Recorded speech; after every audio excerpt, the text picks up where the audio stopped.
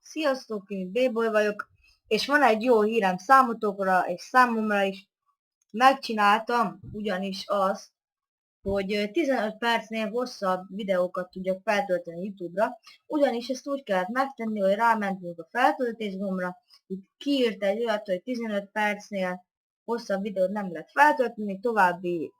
tovább rámentem arra, hogy hosszabb videók, és akkor azt kellett csinálni, hogy megadtam a telefonszámomat, és akkor egyszerűen már eltűnt innen az, hogy 15 percnél hosszabb videókat nem csinálsz, tehát most már az a jó hírem, hogy már tudok normális videókat csinálni, olyat, amilyet körülbelül én akarok, annyi időben, amennyiben én akarom, és hát igen, szóval ennek én már nagyon örülök, és így már maffiából is